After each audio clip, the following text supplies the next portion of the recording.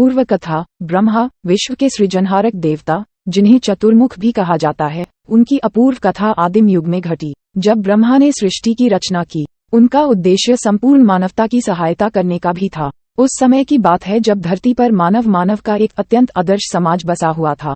लोग एक दूसरे के साथ भाईचारे और सद्भावना के साथ रहते थे। इस समाज में विद्या की महत्वपूर्ण भूमिका थी और लोग आपसी सहायता में आपस में साथी बनकर सफलता प्राप्त करते थे। एक दिन ब्राह्मण बच्चा नामकरण संस्कार के लिए यज्ञ का आयोजन कर रहा था। बच्चे के माता पिता ने समाज के बच्चों को आमंत्रित किया था, जिन्हें विभिन्न ज्ञान क्षेत्रों में अभिरुचि थी। इस यज्ञ में बच्चे की माता द्वारा एक विशेष प्रार्थना की गई, भगवान, कृपया आप इस बच्चे को आदित्य नाम दें, जिससे वह सूर्य की तरह प्रकाशित होता रहे। ब्रह्मा ने इस प्रार्थना को प्रसन्नता से स्वीकार किया और बच्चे को आदित्य नाम दिया। ये समाचार जल्दी ही समाज में फैल गया और लोगों के दिलों में आदित्य के प्रति विशेष स्नेह और सम्मान बढ़ गए। समय बीतते बीतते आदित्य ने विभिन्न क्षेत्रों में अपनी पढ़ाई की और अद्भुत ज्ञान का संचय किया। उन्होंने विज्ञान, कला, साहित्य और योग में महारत प्राप्त किया। एक दिन एक बड़ी समस्या ने समाज को घेर लिया। धरती के प्राकृतिक संसाधनों की खत्मी और प्राकृतिक आपदाओं के कारण लोगों का जीवन असहाय बन गया था।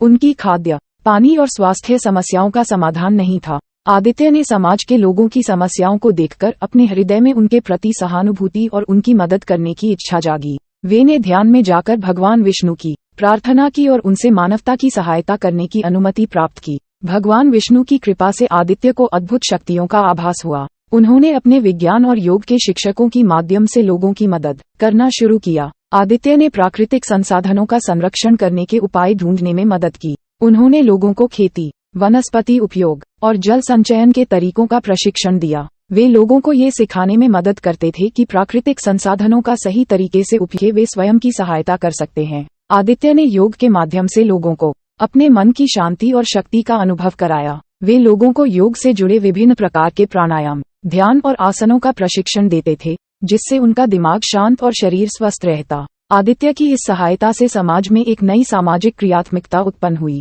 जिसमें लोग एक दूसरे की मदद करने में सक्षम हो गए और प्राकृतिक संसाधनों का सही तरीके से उपयोग करने के तरीकों का अध्ययन करने लगे। इस प्रकार आदित्य ने भगवान विष्णु की कृपा से मानव समाज की सहायता की और उनकी मदद से समस्याओं का समाधान प्राप्त किया। उनकी अपूर्व कथा मानवता के लिए प्रेरणा स्रोत बनी, जिसने लोगों को सामाजिक सहायता और प्राकृतिक संसाधनों के सही तरीके से उपयोग की महत्वपूर्णता का आदर्श प्रस्तुत किया।